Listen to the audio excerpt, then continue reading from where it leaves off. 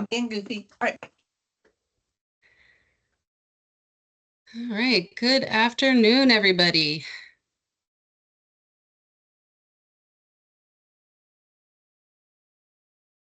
Let's see, quick mic check. Can folks hear me? Yes. Yes. Awesome. Thank you for that. Feel free to turn your cameras on or leave them off. I'm going to give it a few minutes just to let some more folks join, and then I will kick things off. But thank you for being here.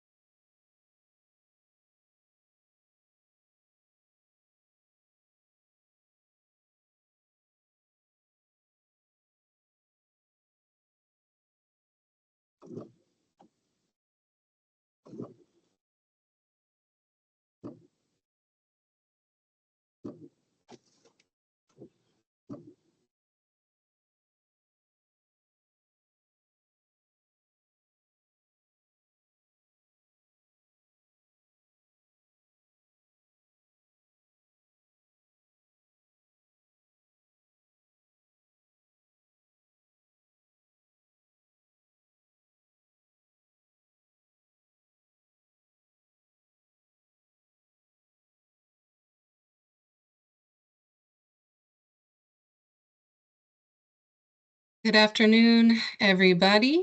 We're going to give it maybe 2 more minutes until we get started, but in the meantime, feel free to pop your name and affiliation into the chat. Thanks.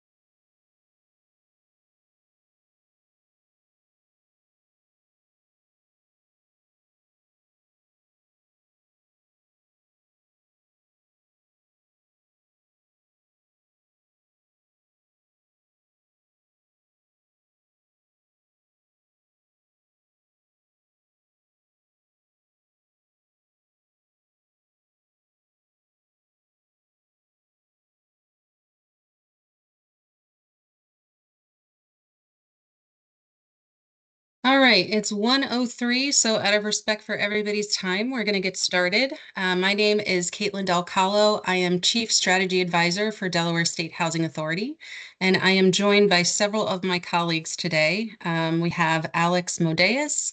He is our Director of Policy and Planning. We have Karen Horton. She is our Senior Principal Planner, and Vanessa Cullen. She's our Emergency Management Coordinator. So thanks everybody for hopping on this webinar today.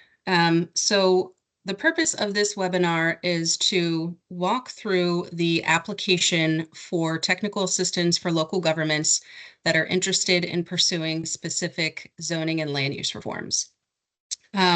Hopefully everybody on this call is already a little bit familiar with the pilot program, but if anybody isn't already aware of what we're offering, please raise your hand and I'd be happy to do like a very quick overview. And I'll give folks a minute to, okay. All right, happy to give an overview, and I am going to start sharing my screen to help with that. If my computer would work. Okay, Here we go.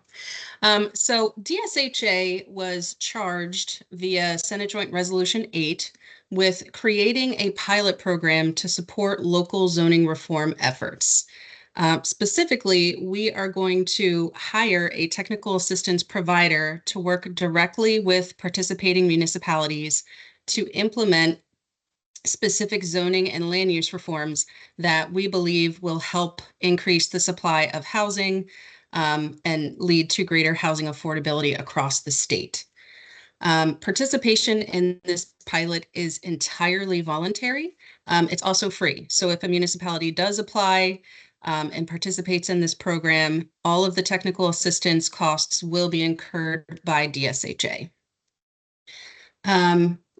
Right here, you see the menu of zoning and land use reforms that this technical assistance opportunity can be used to achieve. So allowing accessory dwelling units or missing middle housing types as permitted uses in residential zones, allowing manufactured or modular homes where single-family detached housing is already permitted in your jurisdiction, creating pre-reviewed design plans or pattern books for diverse housing types, increasing allowable density for housing, which you can achieve by reducing minimum lot sizes and bulk standards, increasing building heights for multifamily housing and mixed-use developments, establishing an inclusionary zoning program for either affordable or workforce housing, and allowing higher density mixed use with residential and commercial zones. So that's sort of our menu of offerings that the technical assistance provider will be able to work with local governments on. The expectations for local governments are listed here. So we're really hoping to help as many local governments as are interested in participating. We want to be able to fund and work with as many municipalities as apply. So this isn't necessarily a competitive process. But we do expect participating governments to assign at least one dedicated staff person who would work directly with the technical assistance provider.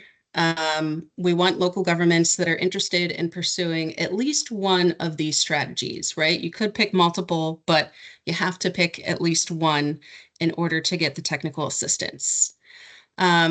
We imagine that there will be some mandatory workshops and meeting attendance in the future. And so those are sort of the basics of what we're looking for from applications. Our application process is already open. We opened it on October 21st, and we are accepting applications through October 31st. We're hoping to notify municipalities in mid to late November, and we are concurrently working on a request for proposals so that we can retain a technical assistance provider. So we are going to contract with a third-party planning consulting firm that will work directly with those municipalities. And what the TA provider will do is assess each participating municipality's existing comp plans, their zoning and future land use map, their permitting processes. They'll identify current land use regulations that prevent increased housing production and mixed use development, analyze local housing production trends, gaps, etc., suggest revised zoning and land use ordinances, host public workshops, and prepare educational materials to engage with the public, and work with planning commissions or councils as needed. So that is, in essence, what this pilot program is designed to do. So again, the purpose of today's webinar is to go through what the application is asking for and sort of what that process looks like. So if you click on this button, it takes you to the application page. And this application has to be filled out by an elected official or a staff member from the municipality that is applying. A couple of weeks ago, we got sort of a phony application from, I don't know if it was a bot or just a concerned citizen who wanted their town to apply, but it wasn't actually coming from the town. So this opportunity is, again, something that the municipalities have to apply for directly. So this is just introductory language, which summarizes what I just explained. There are two parts to the application. So part one is what you see on this screen. It's a list of 12 short answer and multiple choice questions. And then part two requires applicant jurisdictions to submit a signed resolution from their local governing body supporting the application and pledging to work with the technical assistance provider in a way that would facilitate implementation of whichever zoning reforms the jurisdiction is selecting. So we'll get to the resolution in a second, but first I just want to show you the application questions and sort of explain why it is we're asking for certain things. So of course, first off, we need to know the name of the local jurisdiction that is applying, who is filling out the form, and what their email address is so that we can communicate and confirm that yes, we have received your application. Then we ask whether the person who is filling out the form would be the primary contact for DSHA and the TA provider. If yes, great. If not, then we ask that you give that other person's contact information. Question 5 is where you would select at least one, but potentially as many as you want, of the zoning and land use reforms that your jurisdiction is interested in pursuing. So again, allowing ADUs or missing middle by right, manufactured housing, et cetera, et cetera. Question 6, we are asking whether your jurisdiction would be interested in receiving technical assistance related to disaster housing planning and preparedness. The reason we're asking that question is because we have a separate sort of parallel TA program related to disaster housing planning and preparedness.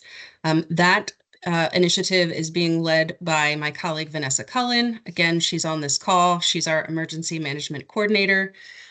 So if you are interested in that, you can reach out directly to Vanessa for more information about that opportunity.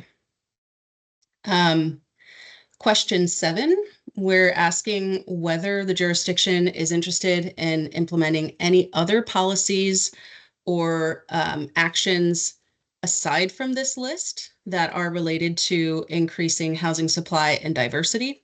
So if there's an idea that you guys are interested in that's not already captured here, this would be where you would indicate your interest for that.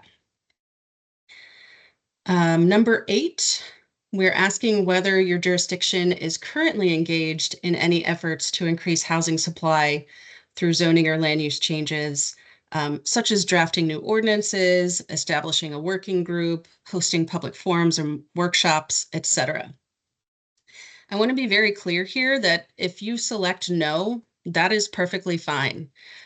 We are not going to rule out any application from a jurisdiction just because they haven't already started down a path of pursuing these types of reforms.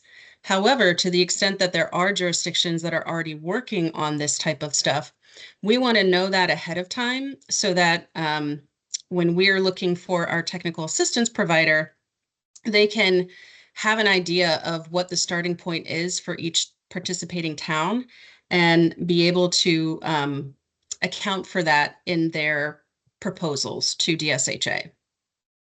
So for example, I'm going to pick on Sussex County. I hope you don't mind, Brandy. Sussex County just had a land use reform working group that came up with a bunch of recommendations around land use broadly, but some of those recommendations speak to housing supply and diversity. So if Sussex County wanted to go through with applying, when they get to question number 8, they could say yes, and they could, in this little short answer box, say, we just had a working group that made these specific recommendations. And then in number 9, they could upload the set of recommendations that they have. I know that the town of Milton also recently had a report around housing affordability. So again, if Milton wants to apply, I would encourage them to say, yes, we are working on this, and then just briefly explain or attach the relevant materials here. Any questions so far? Okay, great. In number 10, we're asking what kinds of barriers or concerns you anticipate regarding implementing the reforms that you select. And again, the way you answer this question is not going to be a deciding factor in whether or not we select you for the program. We really just want to have as much information up front to provide to the technical assistance provider so that they can meet each jurisdiction where they currently are and plan accordingly. And then in question 11, we're asking that you estimate how many hours per month your staff can commit to this engagement. And again, we're not looking for a specific number. It could be 4 hours a month. It could be 20 hours a month. We really just want to know what each jurisdiction's capacity is. So again, the technical assistance provider can work around that and adapt to each jurisdiction's needs and capacity. And then number 12 is where you would upload your resolution that is passed by your local governing body, signifying that you support the application and are committed to implementing the reforms that you're selecting. Now, you're more than welcome to fill out part 1 of the application before that resolution passes, and then just email the resolution to alexander.modeus@delaware.gov with a copy to me. But if you want to wait to fill out part 1 of the application, if you want to wait until you already have that resolution ready to go so you can upload it all at once, that's also fine. All we ask is that by 5 p.m. on October 31st, 2025, we receive both part 1 and part 2. So I'll pause there. Any questions about part 1 of the application? Okay, Jamie. Okay, quick question. It's kind of a broad question, but if, say you go through the process and then council determines not to proceed, is there any cost in the town for the technical assistance that led up to that point?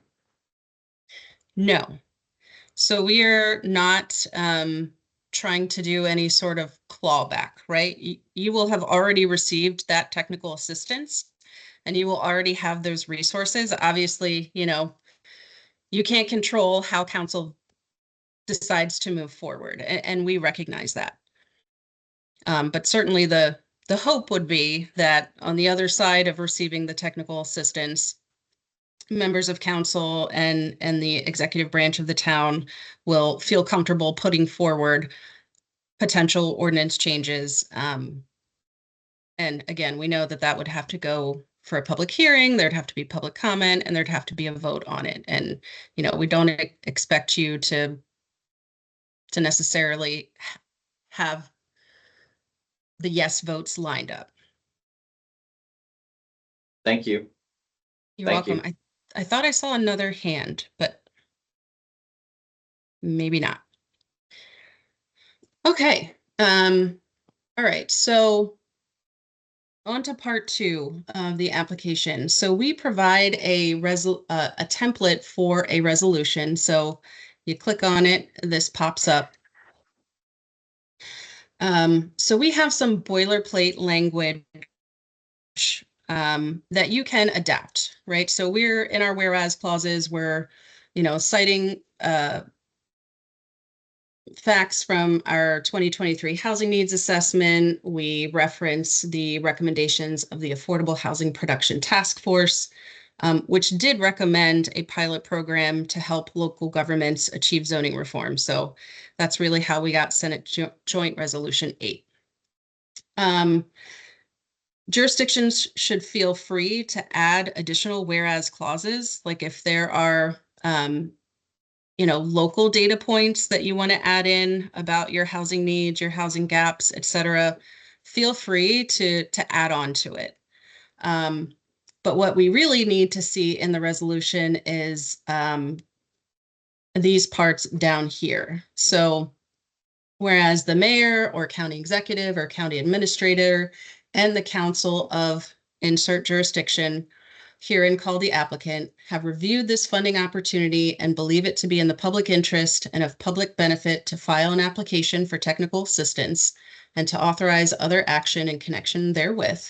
And whereas the applicant understands a condition of receiving technical assistance is commitment to implement at least one strategy to permit more diverse housing types. Now, therefore, it is hereby resolved by, insert your jurisdiction.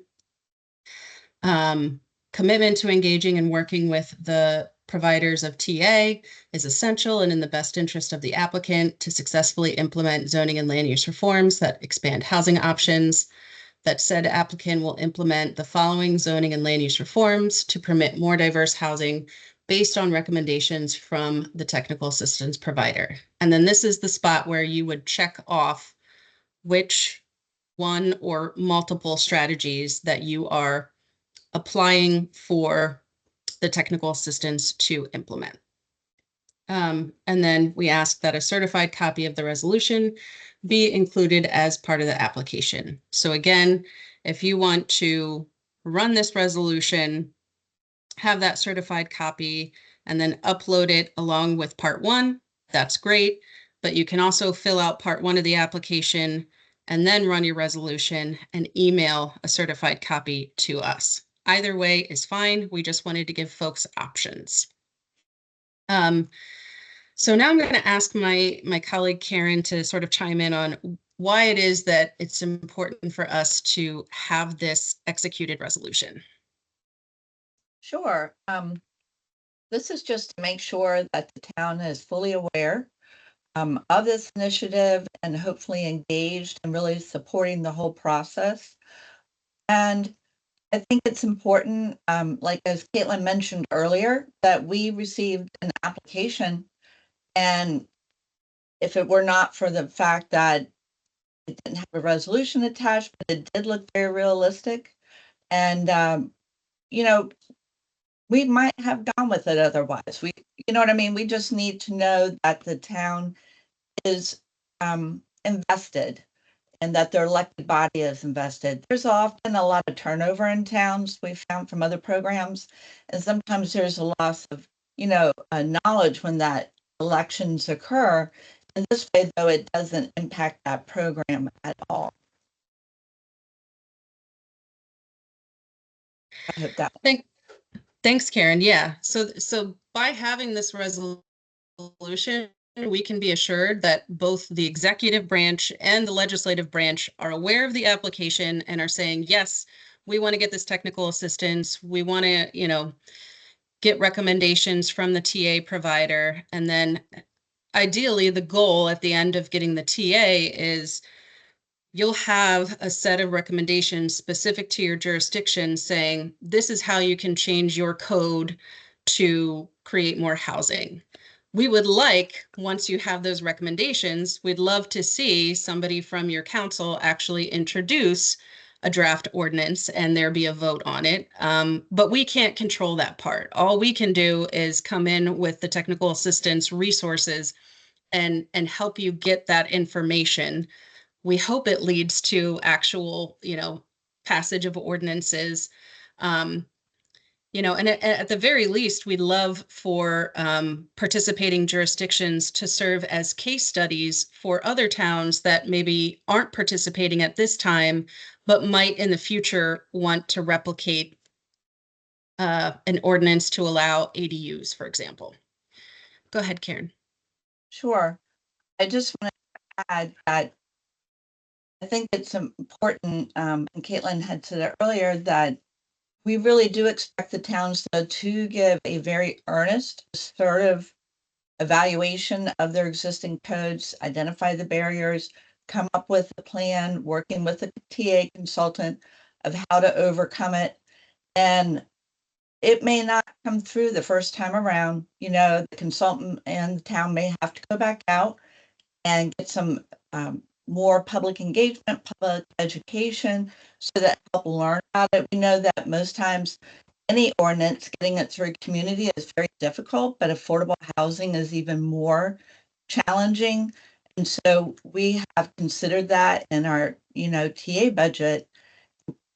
But if it looks like no matter what, it just is not going to happen, at that point, I think we're looking for some good lessons to be learned as well. But we really want to see that you may have to submit that ordinance a couple times based on feedback, tweaking it, all that stuff, not just one attempt. Oh, it didn't go through, just work it and try to get it in a place so that it can be a benefit to your community.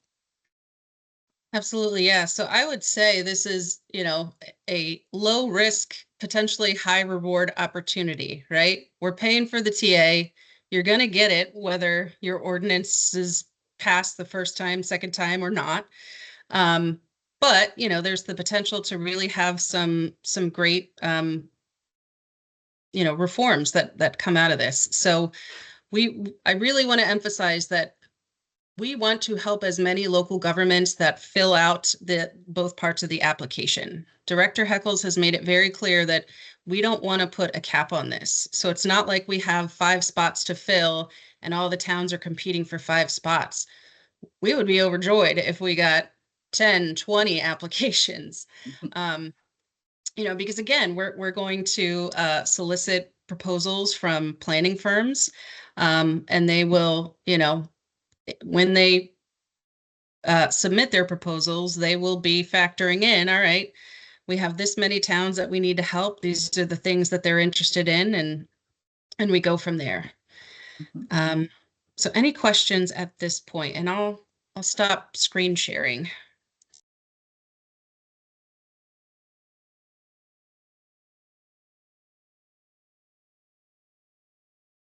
And then I'm also dropping into the chat the webpage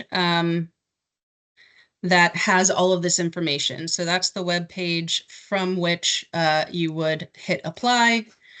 Okay, I see a question in the chat. When do you anticipate the assistance to begin? I would say, I would think that by the end of calendar year 2025, we would not only have all of our participating municipalities selected, but we would also have identified the technical assistance provider. So I think in early 2026 is when the actual TA would begin, where the TA provider is working directly with the local governments. And yes, I see another question. Will the list of planning firms or consultants be made public? Yes, that we're definitely not keeping this opportunity a secret. How many will be selected? I think that will depend on the number of applications that we get and the, capacity of the firms that are applying. If we have a large number of municipalities that want to participate, it may be necessary to hire more than one TA provider. But we need to get the applications from the municipalities first, and then that will kind of determine the next steps for our RFP process for the TA provider. But certainly we do want to encourage any planning firms. I know there are a few represented here, to stay tuned for that RFP and to apply for the work.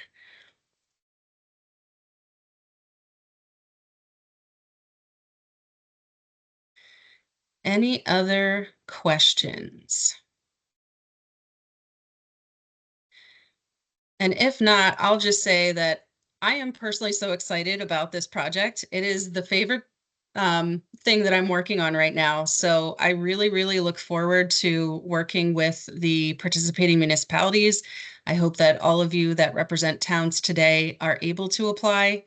And thank you so much for tuning in. The recording of this webinar will be posted on that website that I linked in the chat. Oh, I see another question. What quantity of pattern books will be for ADUs? Toro, could you explain a little more? Are you asking like how many different design plans you could pick, or I'm not sure I understand the question.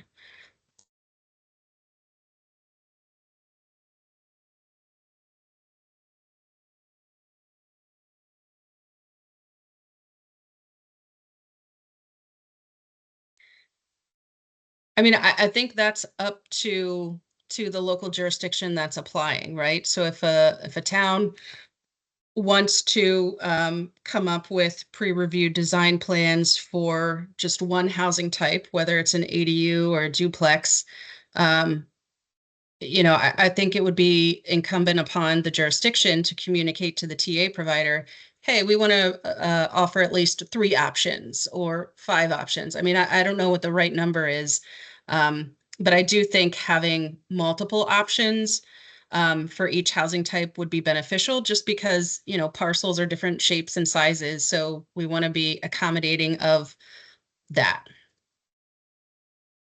And it would be tailored to that specific municipality, those pattern books, because each town is different. Right. And even like design characteristics, right? One town might like, I don't know, colonial architecture, whereas another might like Gregorian. I don't know. I'm picking random architectural styles.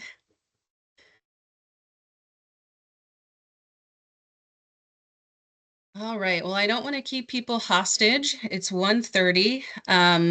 Again, I appreciate everybody tuning in today. This recording will be on our website. And if there are questions in the meantime, feel free to reach out to myself or our Director of Policy and Planning, Alex Modeus. I will put both of our email addresses in the chat, but they are also listed on that webpage that, again, is in the chat.